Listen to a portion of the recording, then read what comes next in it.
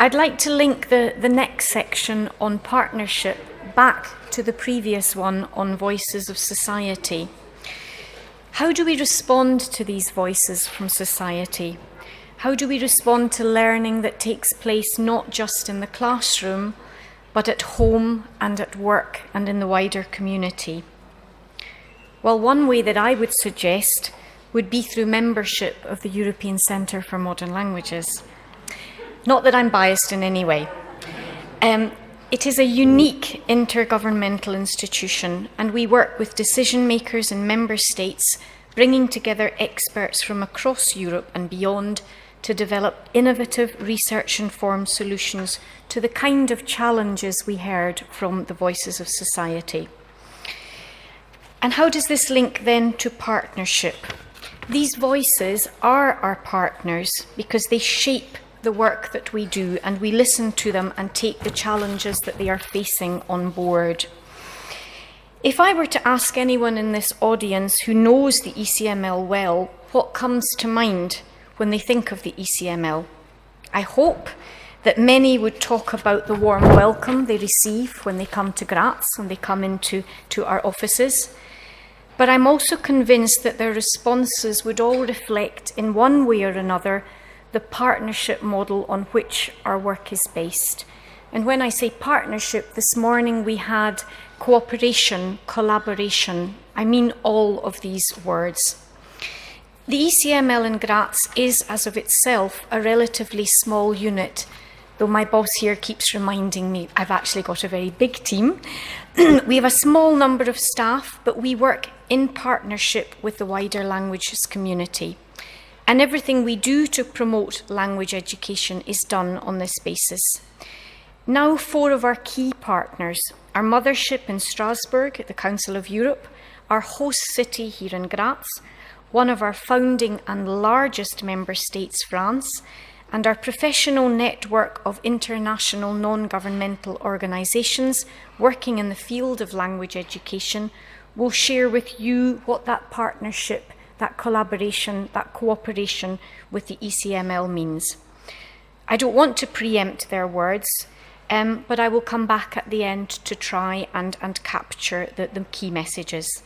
I'm going to hand over now to my colleague Eva Engdahl, who is the ECML Governing Board member for Sweden, who will introduce the speakers. Thank you.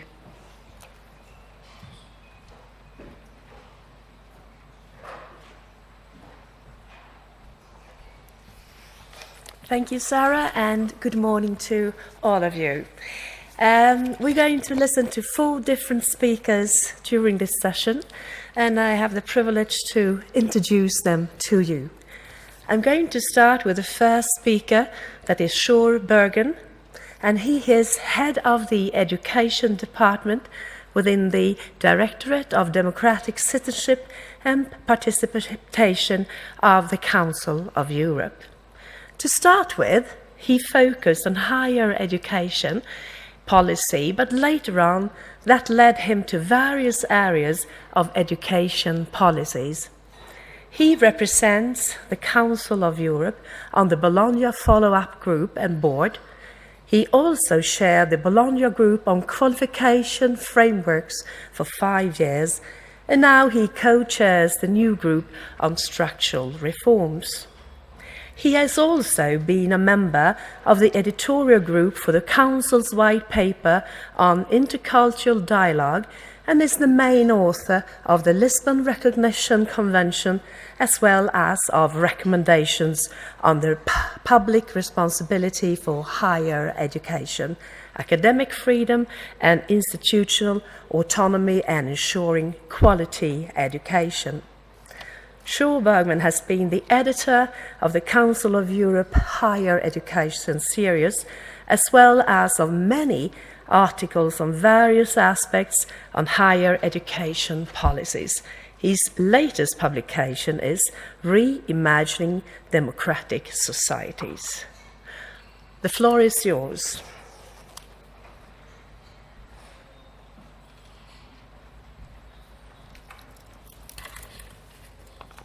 Thank you very much, Eva.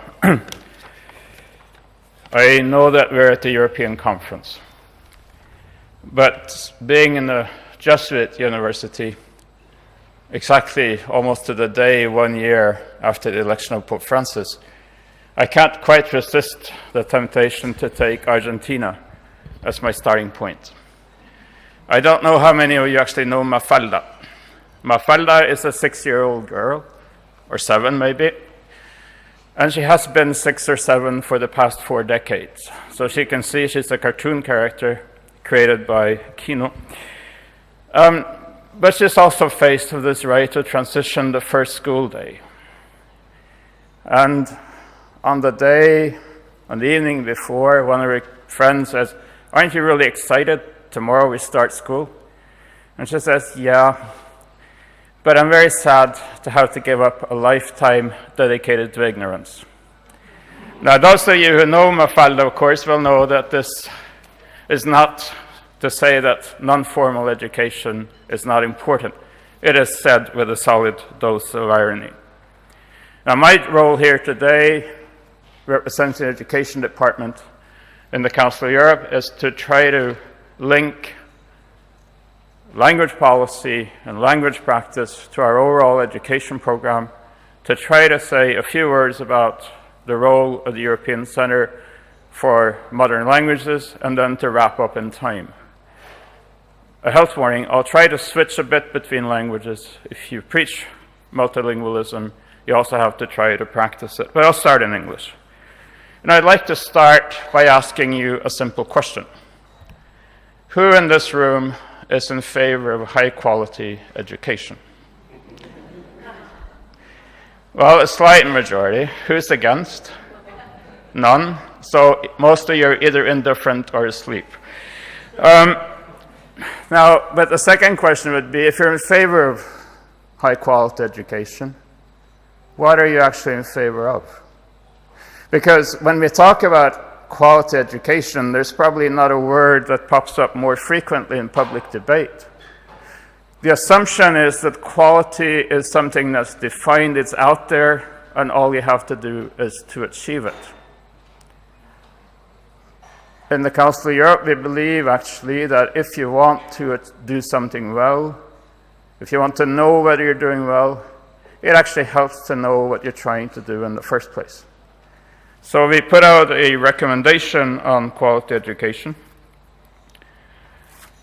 And to us, education has 4 major purposes. Certainly preparation for the labor market. And what we're saying, and I'd like to emphasize that, is not that preparation for the labor market is not important. It obviously is, and you don't have to look very far to see that it is.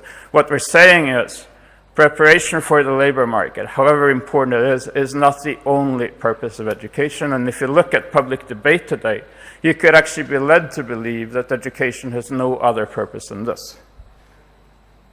So we say there are 3 more. Preparation for life as active citizens in democratic societies. Again, you don't really need to look very far to see how important this is. You don't even have to look as far as Ukraine to see how important this is. Personal development. That's the traditional goal of education, but we don't talk about it very much. And as societies, we need a broad and advanced knowledge base. Of course, that relates to research, but it's not only about research. In vocational education, we also need broad and advanced competences in the different disciplines. And all of these go together. We say they're all equally important, but the good news is also that many of the competences that you need to be employable are also the kind of competences that you need to be an active citizen that will help your personal development, etc. So we don't actually have to choose between one or the other. It's just that public discourse very often makes us believe that we have to. And I'll switch to French. Et alors les langues dans tout ça. Quelle est l'importance des langues dans les compétences pour la société, dans les compétences pour l'emploi? Eh bien, j'ai évoqué la recommandation sur l'éducation de qualité. Nous sommes en train aussi de développer une autre recommandation qui vient d'être approuvée par la partie du comité des ministres, le comité des comités des ministres qui s'occupe de l'éducation, et nous espérons que la recommandation sera approuvée le 2 avril. C'est ma collègue Joanna Pantier, ici présente, qui est la force principale derrière cette recommandation, dont le titre est l'importance des compétences en langue de scolarisation pour l'équité et la qualité en éducation et pour la réussite scolaire. C'est un titre assez complet et je pense que Descartes a peut-être fait plus bref quand il a dit « cogito ergo sum » ou comme nous sommes dans le domaine des langues vivantes, je pense, donc je suis. Ce que dit Descartes et ce que nous essayons de dire de façon un peu plus modeste dans cette recommandation, c'est que sans la langue, il est difficile d'imaginer une éducation, il est difficile d'imaginer effectivement une société. Seulement, les langues, c'est l'un des facteurs principaux qui fait de nous des êtres humains. Si nous ne pouvons pas exprimer nos idées vaut peut-être pas grand-chose. Si nous ne pouvons pas saisir les idées des autres, le point de vue des autres, au moins nous manquons quelque chose. Et pour faire le lien à la session précédente, quand on parle une langue, c'est tout un registre de moyens de communication. Beaucoup d'entre nous ici, pendant la session, consultent aussi des médias sociaux, et les médias sociaux, que ce soit Twitter, que ce soit Facebook ou d'autres, ont un style de communication. Les courriels ont un style de communication. Et je pense que la jeune génération certainement domine très bien le type d'expression linguistique qui font partie de ces moyens d'expression. Ce qui me préoccupe un peu, et je suis peut-être vieux et traditionnaliste, c'est aussi les compétences de pouvoir effectivement développer un argument de façon cohérente et dans un peu plus de 140 caractères. Donc le pouvoir écrire un texte cohérent de quelques pages au moins, le fait de pouvoir lire un texte cohérent aussi de quelques pages, de quelques centaines de pages, et le fait de pouvoir développer ces arguments, c'est aussi quelque chose d'essentiel, et c'est quelque chose que l'éducation doit nous permettre de faire, et de nous apprendre à faire. Donc, ça c'était pour la langue, et alors les langues, parce qu'il y a un singulier et un pluriel. Je pense aussi que l'éducation, le système de l'éducation, doit nous faire découvrir la richesse qui sont les langues, que ce soit les langues européennes et au-delà, et que doit nous permettre de voir la richesse des langues, la pluralité des langues. C'est une richesse, ce n'est pas une menace. Et chaque langue fait des choix. Et la différence de choix qui font les langues, c'est aussi quelque chose d'intéressant. Par exemple, les langues slaves ont un système très développé pour dire si une action est ponctuelle ou répétée, ou c'est effectivement s'il n'a pas une dimension particulière dans le temps. Donc l'aspect d'un verbe qui vous trouvez dans toutes les formes, dans tout le temps d'une langue slave, mais en même temps, la langue slave n'attache, je pense à 2 exceptions près, n'attache pas d'importance à savoir si un sujet est défini ou non défini. Donc l'article défini ou non défini, à 2 exceptions près que je sache, n'existe pas. Dans la langue turque, il n'est pas important de savoir si un pronom personnel et masculin ou féminin ou neutre. C'est le même mot. Si on tique, on dit « oh », c'est bien il, elle ou même neutre. Et les langues latines ont un système verbal très développé qui, pour quelques mois qui essaient d'apprendre la langue latine, est un petit défi. Dans ma langue maternelle, qui est une langue nordique, on fait beaucoup plus simple. Bon, l'équivalent en anglais sera I is, you is, he is, we is. Effectivement, je pense qu'il y a même une version de l'anglais qui est la même chose. Donc, les choix qui font les différentes langues, je pense, nous aident à découvrir la variété de la richesse humaine. Deswegen GRAZ sind, erlauben Sie mir auch einige kleine Wörter auf Deutsch zu sagen, weil wir haben dann mindestens hier auch in dieser Konferenz ein paar Sprachkenntnisse erworben. Wir wissen spätestens seit gestern, dass ein Town Hall Meeting nicht unbedingt im Rathaus stattfindet. Und wir wissen, dass es wichtig ist, zu wissen, ob ein Empfang tatsächlich am Burg oder am Schloss stattfindet. Das sind kleine Nuancen, die trotzdem wichtig sind. Und wir haben in Graz ein Sprachzentrum, ein Sprachenzentrum. Ist dieses Sprachenzentrum so wirklich ein Modell? Also die erste Sache, die ich erwähnen würde, ist ganz sicher, dass ohne Österreich als Gastgeberland hätten wir gar kein Sprachzentrum. Nicht in Graz, wie wir gestern gehört haben im Empfang, auch nicht in Wien. Und ich glaube auch nirgendwo anders in Europa.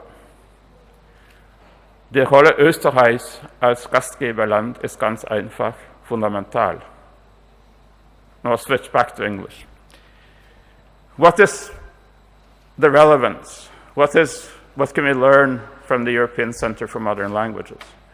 Well, the first thing I think is that there is such a thing as fitness for purpose. Do the courses that the Modern Language Centre in Graz provides to, I don't know how, and I should know, but I don't know how many language educators from across Europe. Are these courses what the language educators need? At least the numbers of attendance would indicate that in fact they are.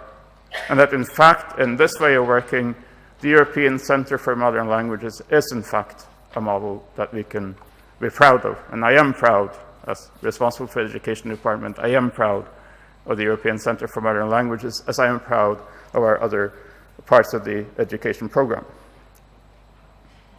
Now, do we do the right things in Graz? Well, we're a partial agreement, and we have 32 out of the 47 member states of the Council of Europe and out of the 50 member states of the European Cultural Convention as members. That to me indicates that at least we do many of the right things. We're relevant for language teachers and educators, and we're also relevant for many public authorities. Now, the format of the partial agreement, which is a bureaucratic term.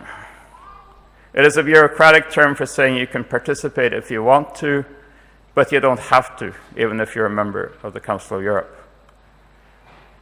Is that the kind of format we would like to have?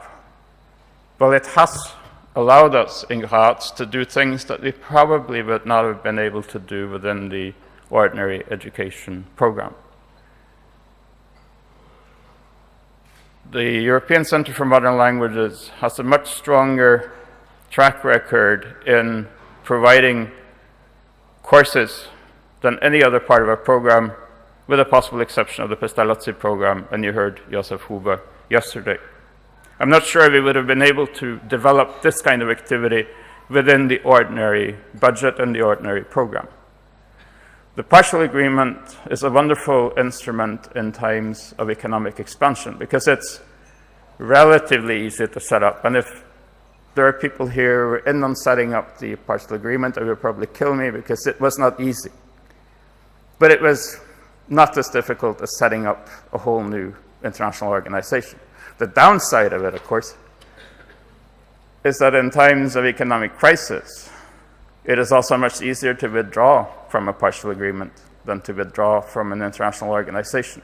And we've seen that over the past 3 or 4 years. We've had some countries that actually did not challenge what the center was doing, did not challenge the relevance of the center, but said, in the current financial situation, we cannot give preference to paying our contribution to the budget, and hence we have to withdraw from the center.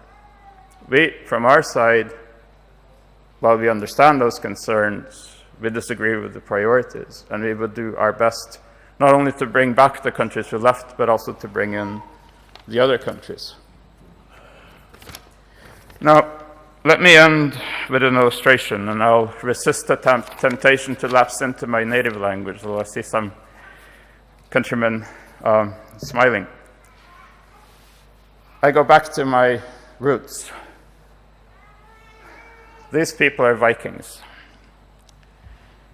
And as they're Vikings, you would expect that they would be on their way to battle, which they actually are.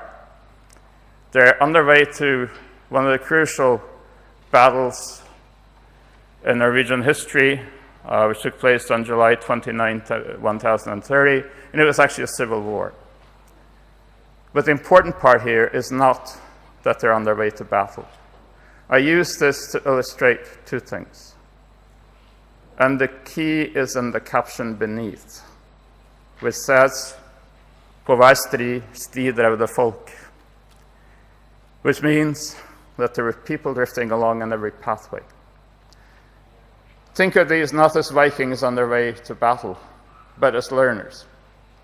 They're learners going around, each on their different learning paths. Some follow a very structured traditional education program that leads them through primary school to secondary school, straight into university, and then straight out.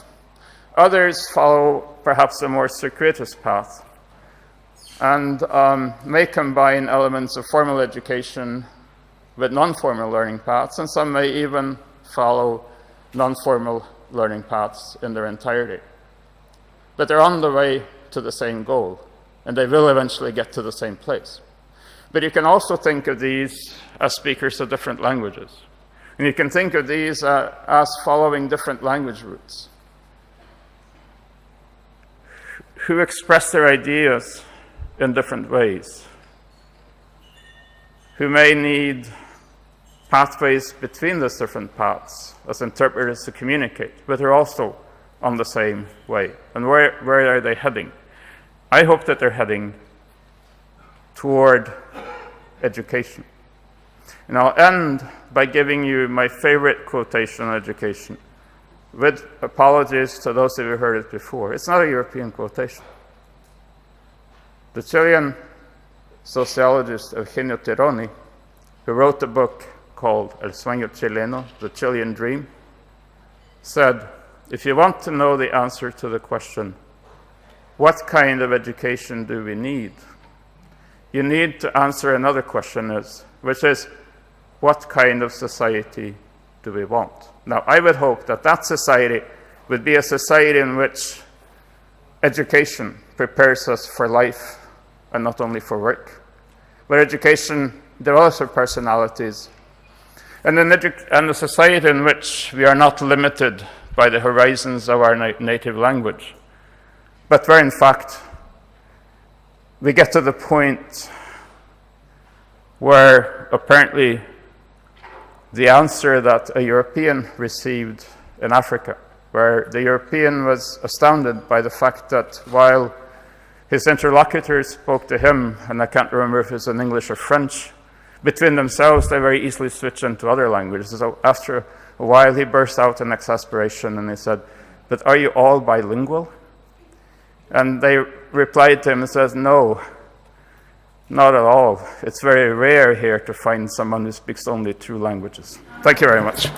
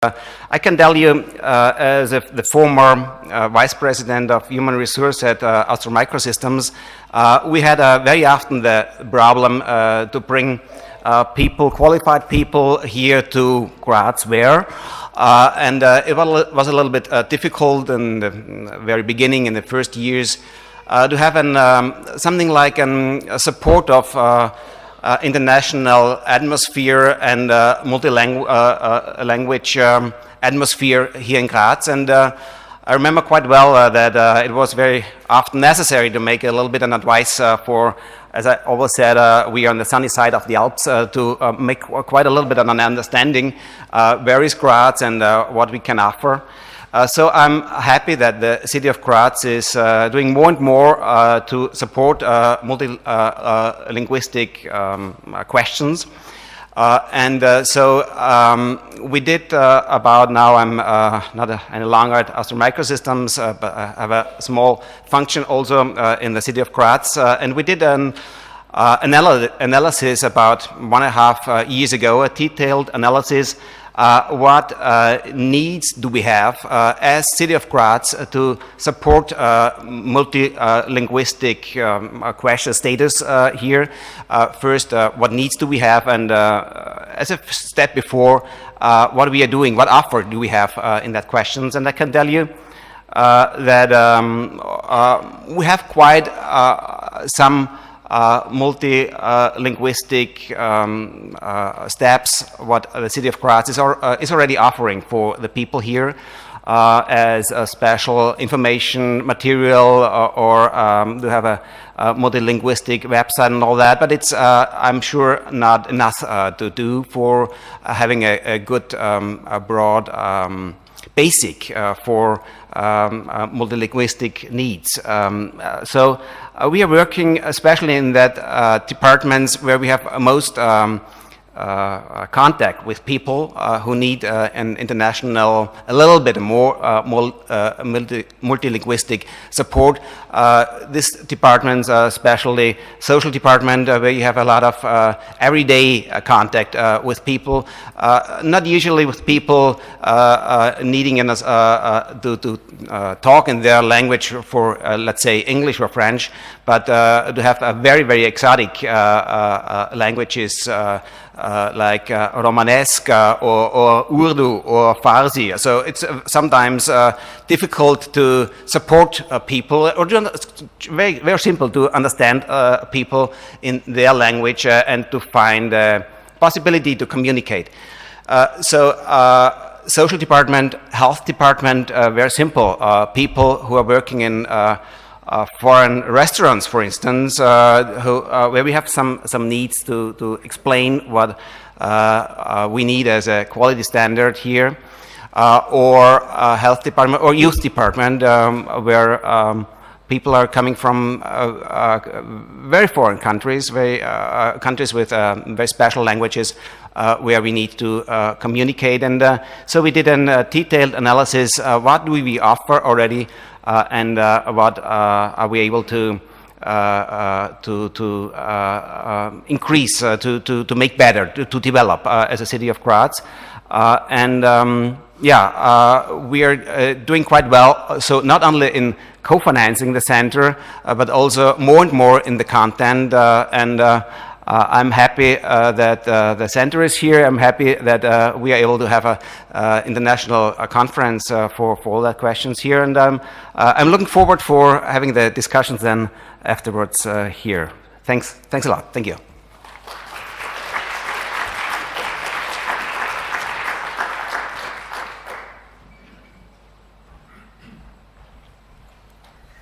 Thank you very much.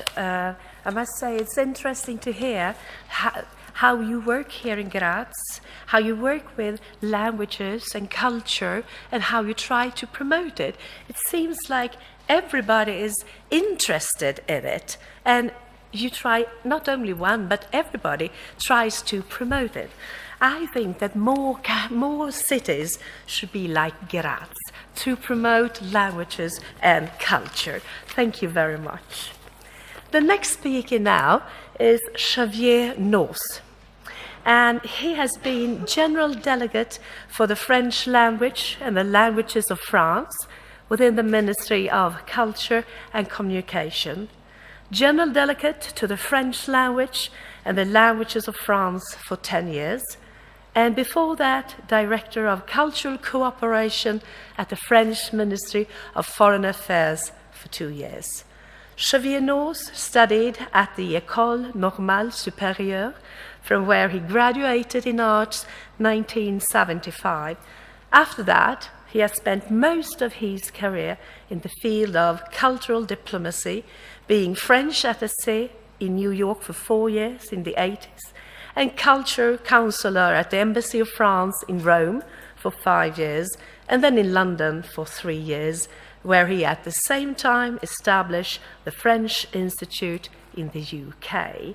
So please, the floor is yours, Chevalier-Noz.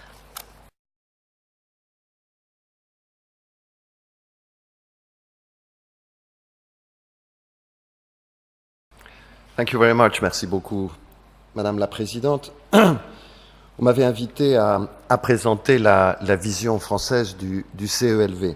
Comme vous le savez, la France fait partie des 8 États fondateurs de ce centre. Elle a joué un rôle dans sa création en 1995, nos représentants à l'époque ayant incité nos pays partenaires à rejoindre l'accord partiel élargi, et c'est d'ailleurs l'une des raisons pour lesquelles nous ressentons peut-être avec un particulier déplaisir le désengagement d'un certain nombre d'entre eux, tout en comprenant les raisons de ce désengagement. Alors, sans remonter aux années 95, il n'est peut-être pas inutile de rappeler qu'il s'agissait à l'époque de renforcer le rôle des langues dans la construction de l'Europe à un moment de l'histoire européenne, c'était après la chute du mur, où l'Ouest et l'Est pouvaient à nouveau se regarder sans crainte. C'était une époque où l'Europe se retrouvait elle-même dans ses fondements. Et dans une Europe plurilingue qui s'assumait comme telle, il importait de promouvoir une éducation aux langues de qualité, apprendre les langues pour renforcer le sentiment d'appartenance à un ensemble en construction, parler les langues d'Europe pour que l'Europe puisse se parler à elle-même, telle aurait pu être alors la devise de cet accord partiel du Conseil de l'Europe, et telle devrait être aujourd'hui encore sa devise. Je crois qu'on n'insistera jamais assez sur le rôle des langues dans la construction de l'Europe. L'Europe, ce n'est pas les morceaux d'un puzzle qu'il suffirait d'assembler grâce au ciment d'une langue commune pour y découvrir tout à coup, comme par miracle, le visage de l'Europe. C'est un réseau dynamique de passerelles et d'échanges. C'est un réseau dynamique, ce sont des cheminements incessants d'une langue à l'autre. C'est une circulation des idées, des œuvres, de l'esprit d'une langue à l'autre. Et j'ai beaucoup aimé l'illustration de Schurbergan tout à l'heure, qui nous montrait qu'en effet, l'Europe, c'était des passages, des cheminements. Alors on connaît le rôle moteur du Conseil de l'Europe en matière d'enseignement des langues, tant du point de vue des valeurs que des approches et des instruments. Et il était donc légitime qu'une organisation comme celle-là, comme le Conseil de l'Europe, porte un centre comme le CELV au service de la coopération dans ce domaine. Et j'observe du reste que l'unité des politiques linguistiques de Strasbourg a accompli un travail considérable dans le temps où le centre faisait ses premiers pas, à l'époque où le centre grandissait, se développait et faisait sa place dans le paysage européen. Alors le temps a passé depuis la création du centre. Nous allons fêter l'année prochaine ses 20 ans, son 20e anniversaire, et au cours de ces quelques 20 dernières années, la question des langues en Europe, celle de leur enseignement, ont connu des évolutions notables qui font que ces questions ne se posent plus tout à fait de la même manière aujourd'hui et il y a 20 ans. Je n'insisterai pas trop sur ce point, mais Si on est un jeune Français aujourd'hui, la question des langues, d'abord, c'est sans doute l'apprentissage d'une langue globale pour pouvoir parcourir le vaste monde et non pas nécessairement d'apprendre le portugais ou le suédois pour mieux connaître son voisin.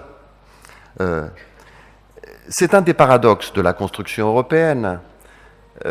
Plus la construction européenne progresse et plus la curiosité pour le plus proche s'émousse, diminue. Et donc il nous faut retrouver une curiosité pour le plus proche. Et l'apprentissage des langues vivantes, des langues de l'Europe, et pas seulement des langues de l'Europe d'ailleurs, peut jouer un rôle déterminant dans cette construction, dans ce goût retrouvé pour la construction européenne que parfois nous avons le sentiment de perdre. Alors quel bilan, nous Français, pouvons-nous tracer de notre adhésion au centre? Ce bilan s'appuie sur une étude que nous avons réalisée en 2012. Nous avons recensé les projets qui ont impliqué un expert français et sur les 80 projets au total qu'a pu conduire le centre pendant cette période, 27 d'entre eux, ce qui n'est pas rien, ont impliqué un expert français et donc ils ont été interrogés. Et cette enquête réalisée auprès de ces experts donc, a permis de mesurer l'utilité du centre du point de vue de la coopération éducative. Ce que les experts ayant répondu à cette enquête ont fait apparaître, c'est d'abord la satisfaction d'avoir rencontré et collaboré avec des collègues européens.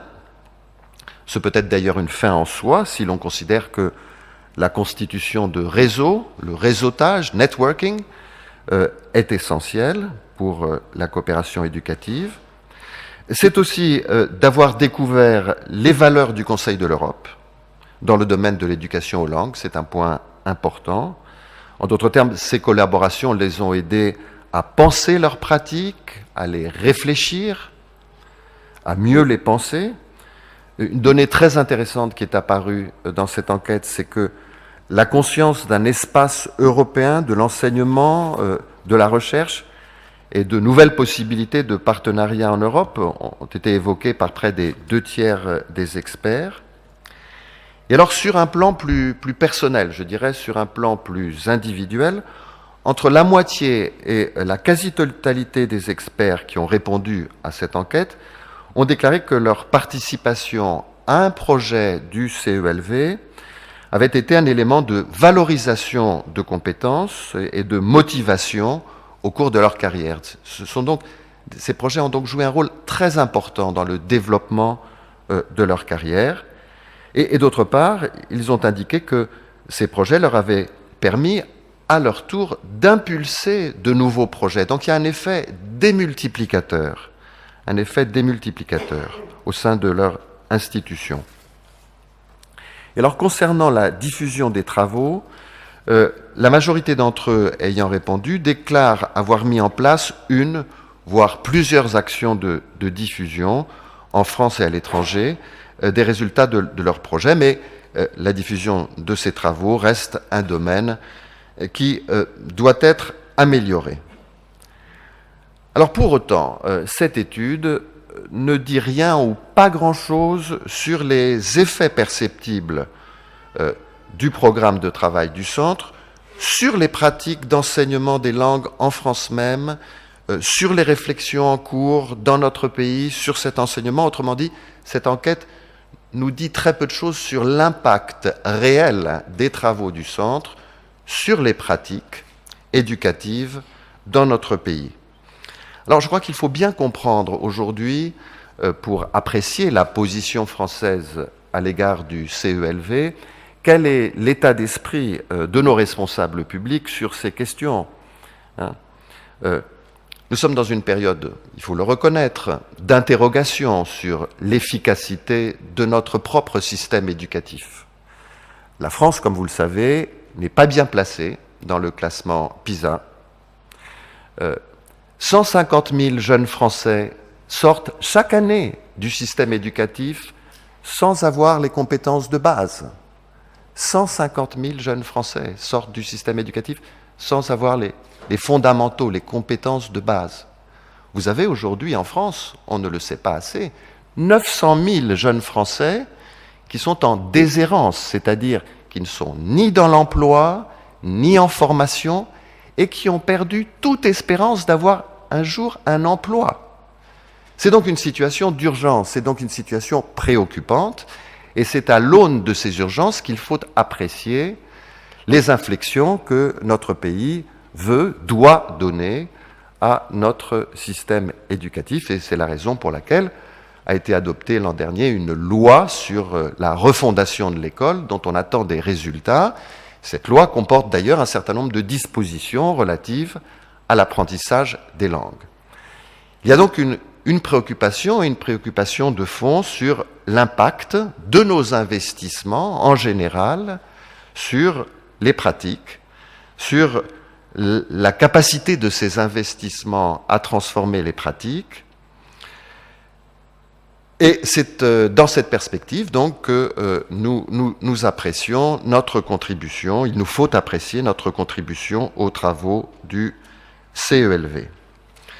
Alors plus précisément, quel constat pouvons-nous faire? Quel constat critique? Puisqu'il ne faut jamais se faire d'exercice d'autosatisfaction. Si nous faisons un bilan très positif de notre adhésion au CELV, il nous paraît aussi que des choses pourraient être améliorées.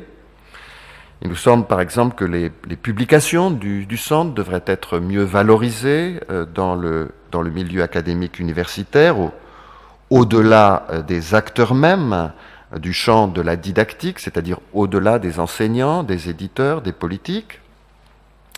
Par ailleurs, la majorité des experts qui ont été impliqués dans les travaux du centre sont des universitaires. Les cadres du ministère de l'Éducation nationale ont été trop faiblement représentés. Or, dans un pays comme le nôtre, qui est très centralisé, les cadres du ministère de l'Éducation nationale sont les premiers prescripteurs. Et donc, il y a là sans doute une piste de progrès pour les autorités françaises, mais c'est à nous Français, qu'il revient de l'explorer, cette piste. Alors, il se trouve que le prochain programme du CELV, le programme 2015-2018, est l'occasion de repenser les modalités de partenariat entre le centre et les États membres, et je voudrais remercier les organisateurs de cette conférence de m'avoir invité à présenter notre vision des choses.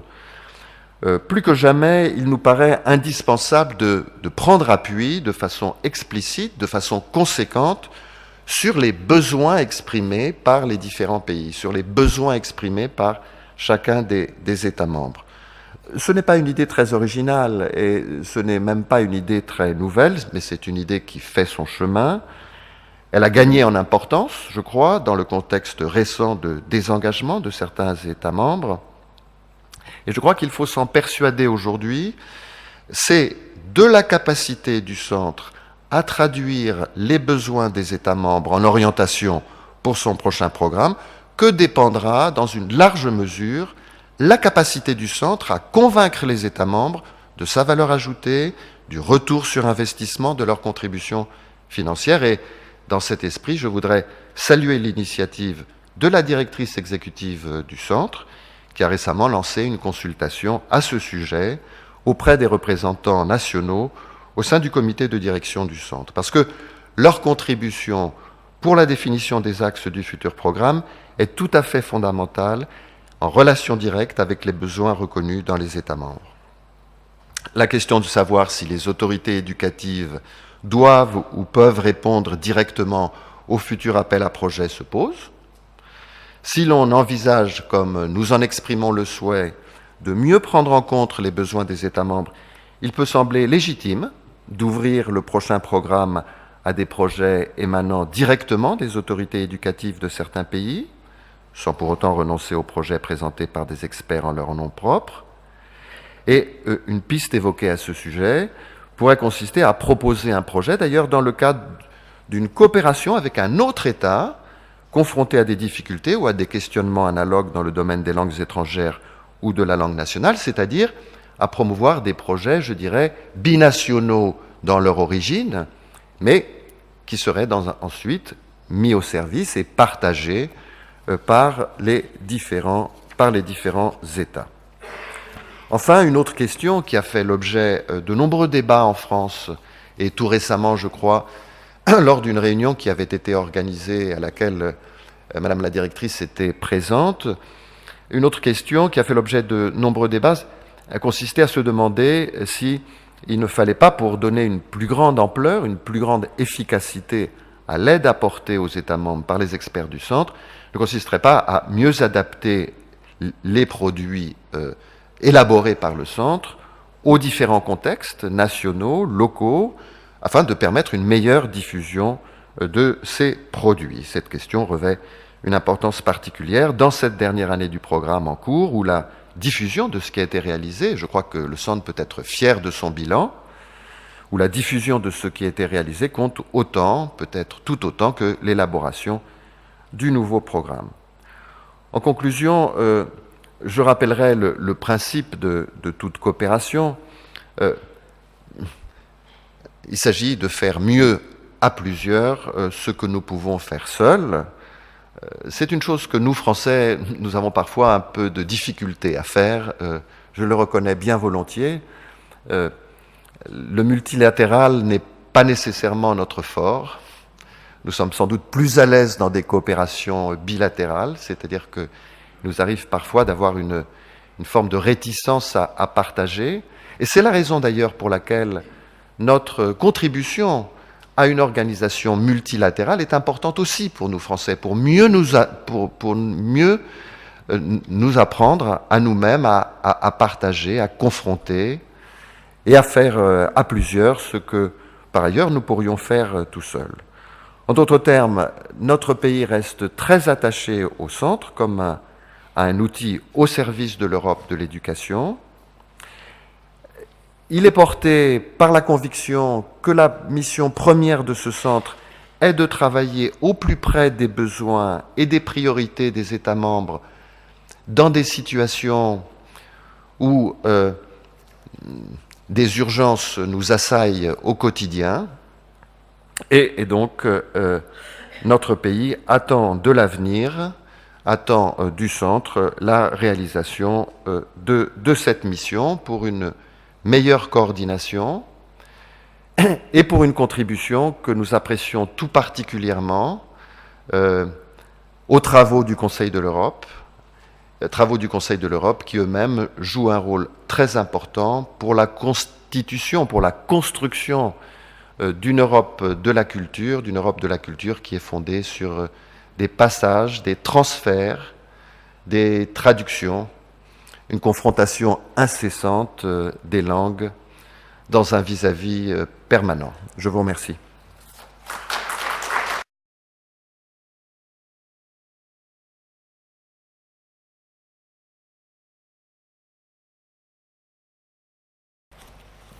Merci beaucoup, Xavier North. I must say it was very interesting to listen to your opinion about the ECML and how it works in France.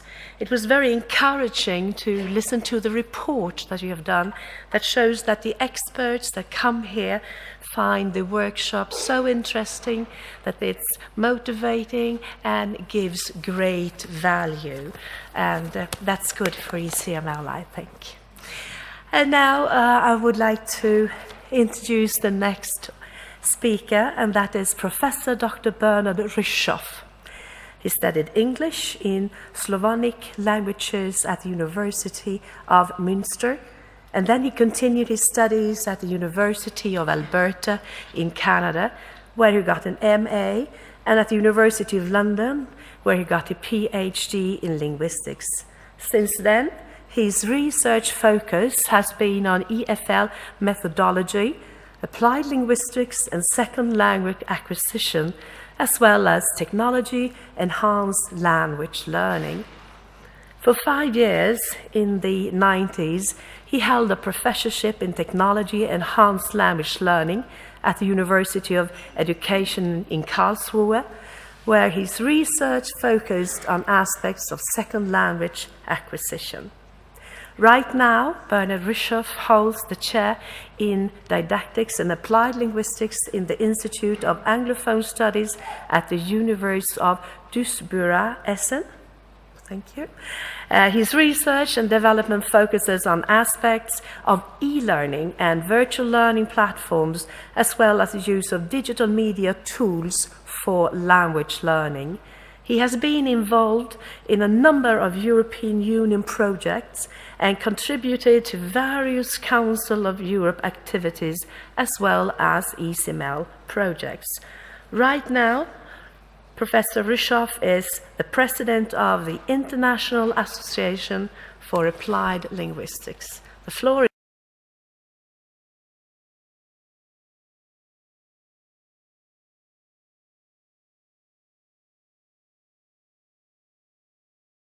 Thank you very much for this very kind introduction. I'm actually here today not as the person you just described, i.e. I'm not going to put all these different hats on, but I'm actually here as a representative of the Professional Network Forum of the ECML, and I'm proud that I was given the opportunity to represent the Professional Network Forum. And I hope I can do justice to all the associations which are represented within the forum. And Terry, for example, if I say anything that doesn't fit in with your perception of the forum, then please do correct me. It's a privilege, and I'm also here as a practitioner and as a person who's participated in a number of Council of Europe activities pre-ECML and since the beginning of the ECML, and what Sjur said about giving Council of Europe projects more focus through the ECML is something I can actually confirm. I'm not saying that the projects that happened before the setting up of the ECML didn't have any focus, but since the ECML has been set up and having this clear focus on language learning, language teaching, multilingualism focused projects that are really rooted in best practice and that are dedicated towards practice. The focus you were talking about is actually something that is maybe one of the signature aspects of the ECML. And I think the Professional Network Forum maybe is part of this trying to root activities within the ECML with the huge community of researchers, of practitioners, of people networking in other circles as far as language teaching and language learning is concerned. So my brief is to very briefly talk about the Professional Network Forum and then maybe identify one or two issues that we've discussed within the forum that also show that the give and take situation, the ECML and the Professional Network Forum provide food for thought in terms of what the language learning and language teaching community and the research community needs. And it's actually quite interesting that I, without knowing what Henry was going to talk about, focused on this idea of language-sensitive education, sprachsensibler Unterricht, as we call that in German, because it very much dovetails with what Henry said about the idea that all teaching is language teaching, regardless of whether we're teaching languages in a language classroom or whether we're teaching mathematics or the language of mathematics. But I'll talk about that later on. The Professional Network Forum is a unique forum in a way because I've not yet encountered such a forum in other contexts, because it really combines expertise in all the areas that inform the activities of the ECML. Teacher training, quality control, assessment, first and second language acquisition research, foreign language teaching methodology, etc., etc. So all the associations that are involved, sometimes unfortunately separately in research and in development in these areas, are united in a way and are given the opportunity, thanks to the ECML, to network within the Professional Network Forum. And sometimes this is very beneficial to the associations, because all of a sudden we talk with people whom we might not encounter in other contexts when we have our professional forum meetings. And we'd like to think, and I hope that is true, and the ECML feels that way, we'd like to think that also the discussions that we have and our multidisciplinary approach to considering issues that we always call burning issues, also then informs the ECML when it comes to thinking about future project focus, etc., etc. And maybe some of the focus that you mentioned earlier on is actually the result of this particular initiative. And I think we should really sort of congratulate and commend the ECML for this initiative to set up such a forum, because as I said, it's a unique forum, and it was an idea that Waldemar started, and he is personally to be congratulated that during his directorship of the center he set up this forum. And we always talk about sustainability, Nachhaltigkeit, and this is really an example of a sustainable initiative of the forum. As I said, I've done pre and I've done post projects, and it's very interesting to also see how ideas and focus points for future project initiatives emerge from not just discussions within the Professional Network Forum, but also from sort of the ECML networking, truly networking with the communities and the community that needs to be consulted. Xavier North talked about the governments and the educational policies that need to be considered as well. The language teaching communities, the teacher training communities, the research and development communities, etc., all come together and find their focal point in the deliberations that take place within the ECML. Now, what I would like to talk about as one of the examples where we sort of started something last year when we had our Professional Network Forum meeting and started discussing an issue which we identified as a burning issue, and we see now during this conference as apparently one that is really burning and really important for the community, is this idea of language-sensitive education, when Henry talked about the need to think in terms of lingualism rather than in terms of foreign language teaching and teaching languages in the foreign language classroom. And I'd just like to briefly draw the 3 or 4 sort of pointers that sort of led us to this idea to maybe consider further an approach which we might want to label language-sensitive education. On the one hand, we've got the phenomenon identified on a number of occasions during this conference, where teachers have the experience that when they teach geography, when they teach mathematics, when they teach history, that somehow the learners don't seem to understand them. And this is interesting because it doesn't just apply to what is usually referred to students with migrant background and multilingual context, etc., etc. This is something that applies to all learners, because all learners face the challenge that they've got their private, their personal, their sort of colloquial code when they come to school, but they all have to acquire the sort of educational, the sort of subject-specific code. So they're all in the same boat, regardless of where they come from. So what needs to be considered is, of course, that language teachers and subject teachers might want to cooperate, and that all teachers should consider themselves as language teachers. There are initiatives, I mentioned that yesterday, where, for example, a language teaching awareness-raising part is going to be introduced, for example, in Germany in the curricula for teacher training of all subjects, which is a first step in that direction.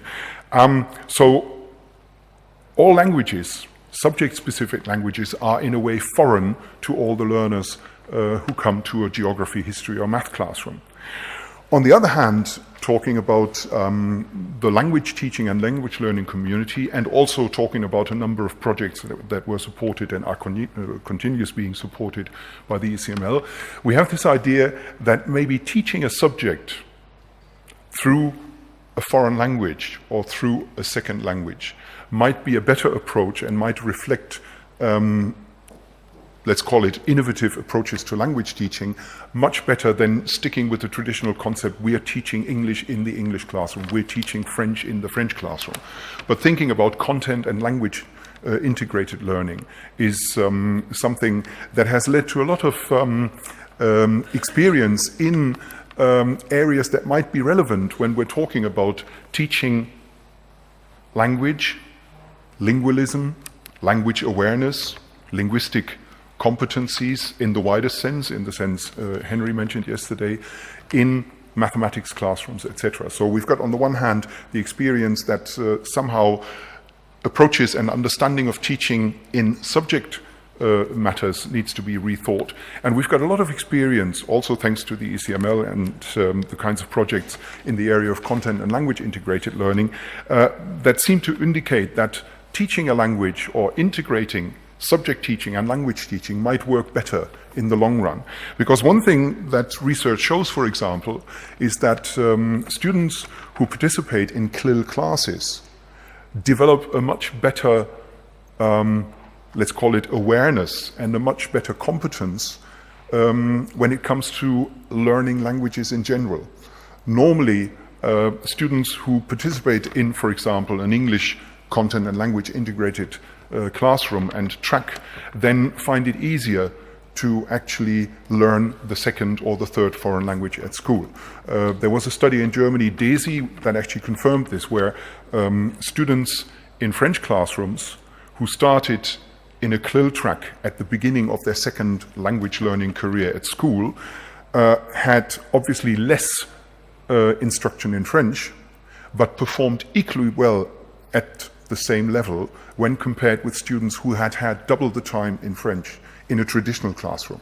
Okay, so this kind of development of linguistic awareness is something that seems to work within content and language integrated learning, and this is the starting point of language sensitive education, where maybe some of the special didactic principles, some of the methodologies, some of the approaches that have been developed in a content and language integrated context might inform the need to rethink didactics and methodologies and classroom practice in the actual subject classes that are not focusing on language. And this, of course, is something that will lead us to rethink also the kind of support we might need to provide for students from migrant communities, plurilingual backgrounds, etc., etc. Because also there is always something, again mentioned yesterday, there seems to be some sort of idea that, okay, let the German teachers, talking about the German context, deal with that. They can teach them German and then they can participate successfully in the math class. But that's the wrong approach. The idea is that if you integrate a language sensitive component in the math class, then you provide much better support because you develop the kind of Henry talked about strategic use, the competence in strategically using linguistic resources in all contexts. And that is, I think, something which is very important. So it also balances sort of the odds, because, I mean, it puts all students in the same boat, because they all have to learn the foreign language of math, the foreign language of geography or whatever. And this, of course, is something that is currently being discussed within the various associations represented within the Professional Network Forum. And what is very nice is that, of course, when we discuss this in the Professional Network Forum, we are informed by various positions as well, because, as Terry said this morning, I mean, this raises issues in terms of assessment. This raises issues in terms of quality control. This raises issues in terms of teacher training and teacher training across the board. It raises issues also in researching classroom practice and in researching, if we think about discourse and text linguistics, researching the kinds of materials that we might want to then use in these particular classes.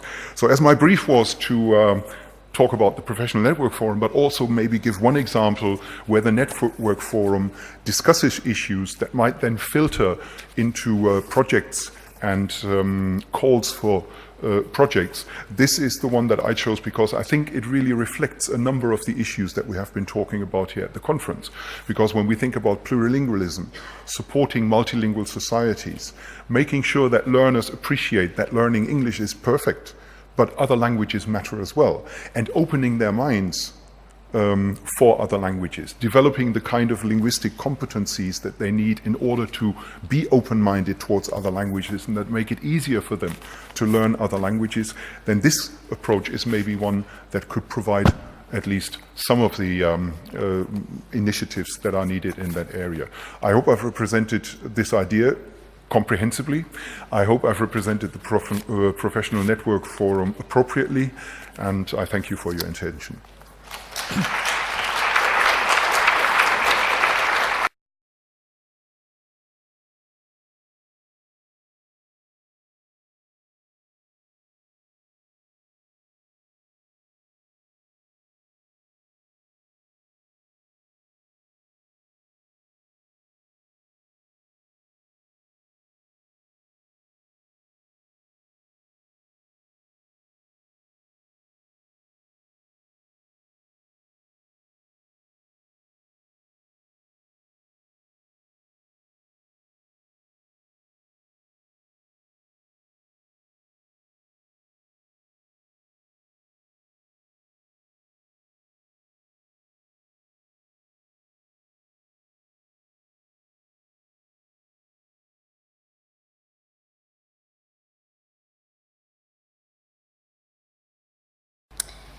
I'm not going to attempt to summarise what our four speakers have offered because I think their presentations were very clear and their messages were very clear. But I am going to extract perhaps two elements. The first one, I think, is that all four speakers reiterated the importance of quality education and the importance of language education as part of that quality education. And they each pointed out that perhaps there are many, many challenges that remain and a lot more work to be done. And in that context, they each mentioned that the work of the ECML matters, that we do need practical solutions to the challenges that face us all. And I'd first of all like to thank the four speakers for endorsing the work of the ECML. It was very gratifying to hear that they think that what we do is important. But I was listening very, very carefully to the fact that they were also asking us to think about the work that we do and to constantly challenge ourselves and our own thinking, and that we too are a learning organisation that needs to grow and that needs to evolve to respond to the changing needs in our society and the needs of our member states. And we promise to do that, to listen very carefully to what it is the member states need in terms of our help and our support, and to strengthen the relationship between the ECML, the Secretariat, and the member states, and to feed into all of that the research and the work done through the Professional Network Forum and the organisations it represents. I think that networking element is absolutely essential. I'd like to take this opportunity to, on behalf of all of the ECML team, to express my heartfelt thanks to all our partners and our stakeholders for the ways in which you challenge our thinking. At the beginning of the conference, I talked about critical thinking. I think that's absolutely essential. And you ensure that we are constantly evolving in response to the changing needs. As I said, we are an open institution, and we want to continue to learn, to adapt, and to improve. And it is only through this collaboration, this partnership, this cooperation, partnership which Johannes said is based on shared responsibilities. Together that we can realise our vision, a vision of a Europe committed to linguistic and cultural diversity, where the key role of quality language education in achieving intercultural dialogue, democratic citizenship and social cohesion is recognised and supported. I'd like to finish with a quote on partnership, a quote which, unlike the ones I hope you've had a chance to read outside on our new roll-up posters, this one's anonymous. Real partnerships are based on trust, on the recognition that what each partner contributes is different but equally valuable, that fear of the unknown is a basic human condition which sometimes makes us retreat into ourselves and dismiss others as a threat. But it is when we create space to work together that we discover we have a lot in common, while celebrating our differences, and that, as Xavier North said, together is what makes us much stronger. Thank you, danke schön, merci.